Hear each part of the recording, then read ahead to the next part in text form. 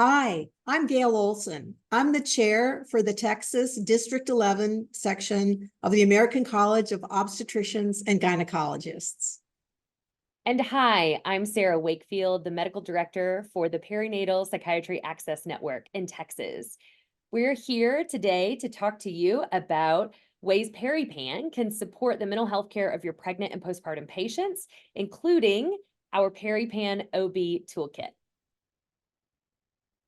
So today in our toolkit discussion, we'll be reviewing some screening tools, which ones to use and how to score them, clinical resources for you and patient-facing resources, and how PeriPAN can support you in real time in your day-to-day practice.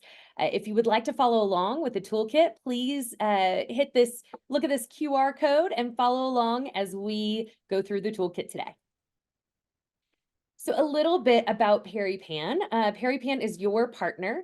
We create tools that OBs and other perinatal clinicians need to expand their capacity. One tool is the PeriPAN Mental Health Toolkit. You can find the toolkit on our website at that QR code you just hit or at texastxperipan.org.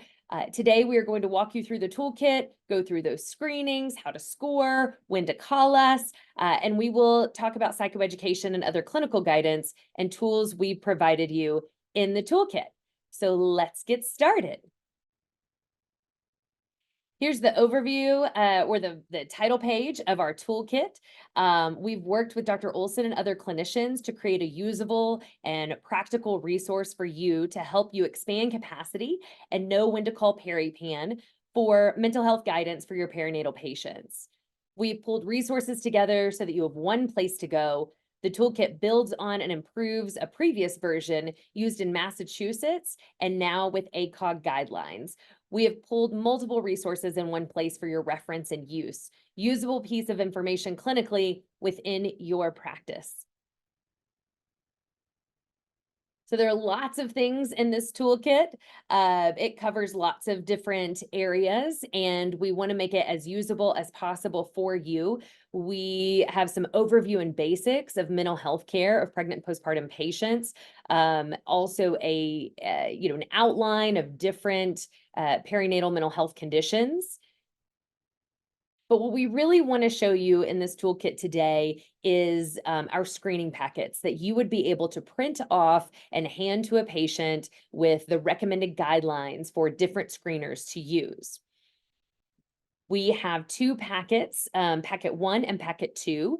They are identical except for the difference of using the Edinburgh postpartum depression screening and the patient health questionnaire, the PHQ-9.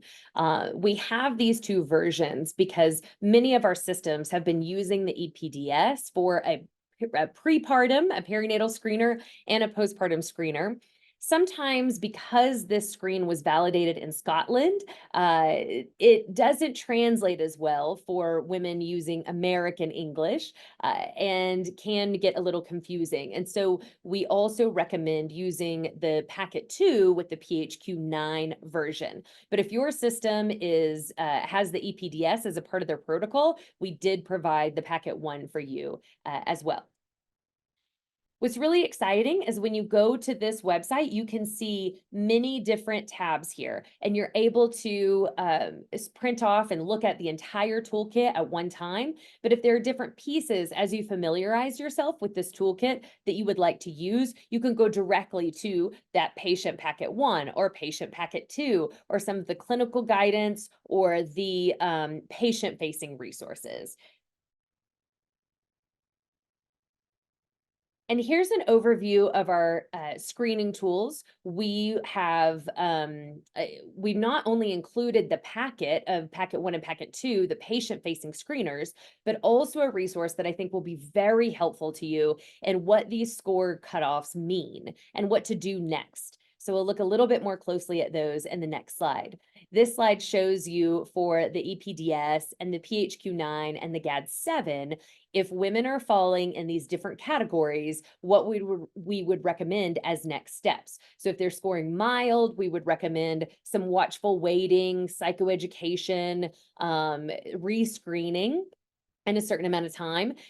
When we're looking at moderate or possible depression, we're wanting to really say, here are some things that you can be doing, self-care plans, and make sure we rescreen and give some psychoeducation about what might come next if things get worse or if they get better, and then so on and so on. So if we're moderate, what do we do next? How do we help support a woman who is trying to weigh what our options are in treatment when we have moderate or severe depression or anxiety symptoms? And we want you at all times, anytime you have a question, to call PeriPAN, because we're here for you. And when you call and say, the woman I was seeing right now scored in this, scored a 12 or scored a 22 on the PHQ, it really helps us guide you on those next steps.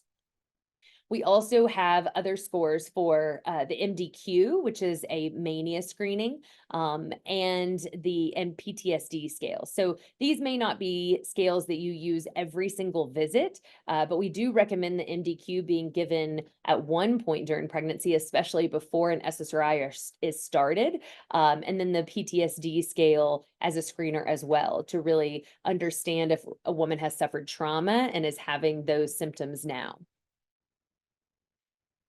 Another tool in this toolkit is our psychoeducational resources, and these are really patient-facing.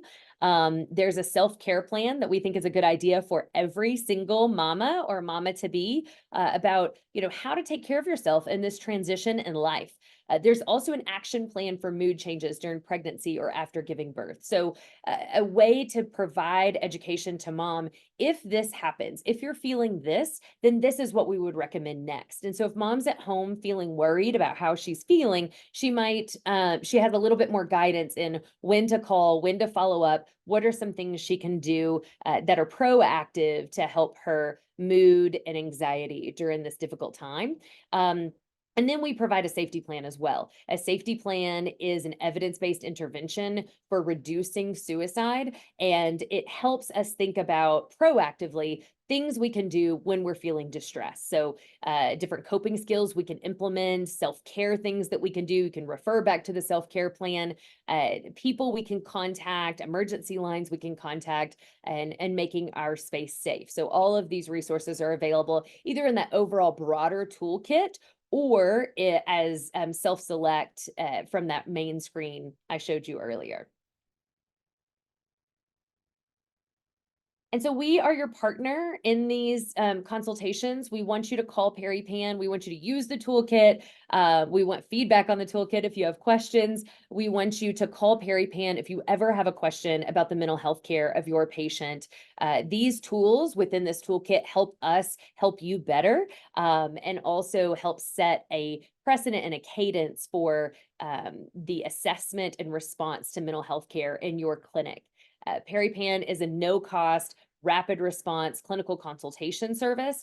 And if you can call in real time when a patient is in your office, you can call when a patient calls you and has a question about something that's going on with them and you're not quite sure how to answer or how you should guide them. Please call PeriPAN. We can work together in discussing what are those clinical next steps. We can even do a one-time direct patient consultation via telehealth to better understand the diagnosis and guide in those treatment steps. I am very excited about PeriPAN. I want you to know that I have been able to use it myself. I have found it very simple and informative. I've also been able to direct my residents and fellows to use PeriPAN, and they likewise have found it very simple to use. So please call us. We want you to add this number to your contacts in your phone so that you have it at your fingertips whenever you need it. We want you to follow us on social media on both LinkedIn and Facebook, so you can hear new things that are coming out and best practices, psychoeducation, resources for your patients in this perinatal period. And we want to assist you if you have any questions regarding the toolkit.